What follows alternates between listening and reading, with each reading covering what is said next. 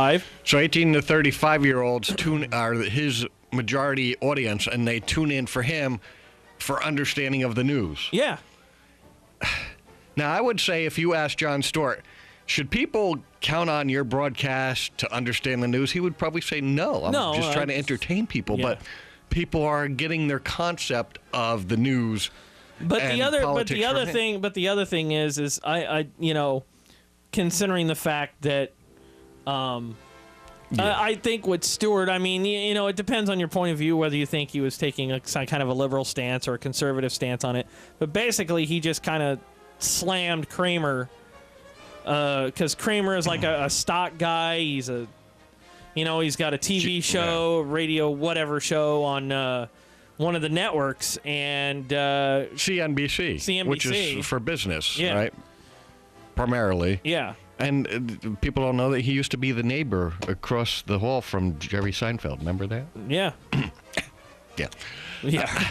Well, this is, Kramer, Jim Kramer, used a lot of antics and screaming and very emphatic, but if he was an entertainer as well, and if people didn't get it that you shouldn't take him too serious, and you shouldn't bet the farm in investing on Jim Kramer's entertainment on CNBC. Yeah, but before he's done all the entertainment aspect of his show, he is licensed, to be a stockbroker.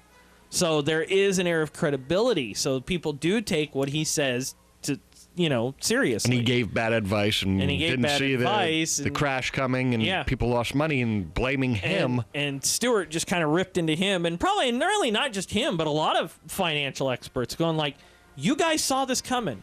These jerkwads stole from us and just gave that money away. Why didn't you warn us? Why didn't you warn us? If you're getting your advice from somebody on TV how to invest, you kind of walked in it yourself, right? Yeah. That's not a good idea, folks. But Kramer has always positioned himself as a longtime Wall Street insider, who dispenses knowledge that will help everyday people, make complicated investment decisions. And he said that everybody got it wrong, and I got a lot of things wrong. Well, not everybody got it wrong. Mike and I mean, we're no financial geniuses.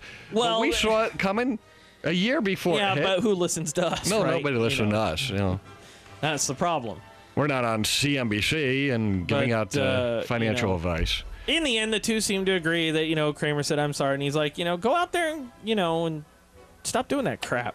And they ended up shaking hands in the end. But amazingly enough, that was one of the highest rated shows Jon Stewart's had. Jon Stewart, because he did some hard news holding somebody else in the media. Yeah, and not only that, he publicly went on his show and he just reamed out somebody who's been a Wall Street insider for years.